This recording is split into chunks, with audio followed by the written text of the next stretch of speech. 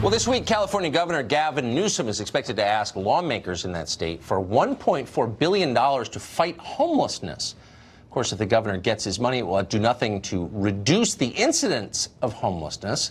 Nothing they've tried in that state has. Fundamentally, the state's authorities are unwilling to fix the core problem.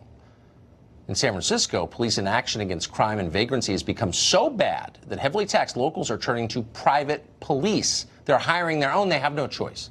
That's the focus of tonight's episode in our week-long series, American Dystopia. Yeah, hi, can I help you? Meet Cody Clements, San Francisco patrol special.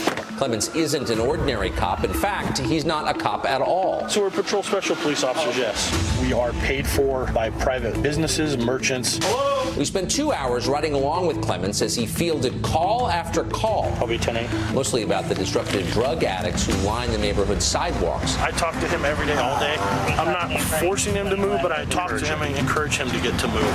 Paul Sam, 88 David. Outside the library, which they use as a day shelter. Why are they recording? He was accosted by this man. I'm kind of protesting here if I wanted to, right? Do you think you'll be homeless for the rest of your life?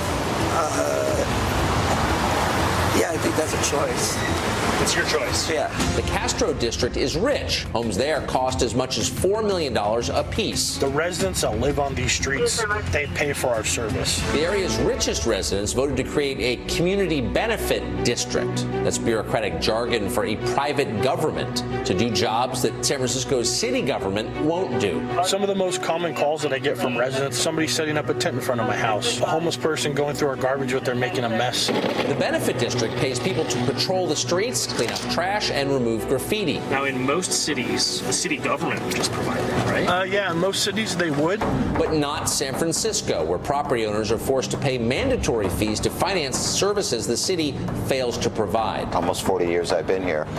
It's the worst I've ever seen. John Handlery runs a hotel near Union Square, which has its own community benefit district. His neighborhood has gotten so bad that he routinely deals with horrified hotel guests. They are troubled by the cleanliness, the fact that they at times don't feel safe, seeing people who are sleeping on the sidewalks, and they're baffled. Hello, how are you? Not all San Franciscans are privileged enough to afford private policing. No human feces, no garbage. We try to keep it pretty clean. But since the city's prosecutors are unwilling to enforce the law, there's not much patrol specials like Clements can do. Where do they go? They go to the next corner, and then you have to move them again. Nice to see you too. Thank you for being so nice, okay? It does get frustrating because, as you heard, you offer them services. They don't want services.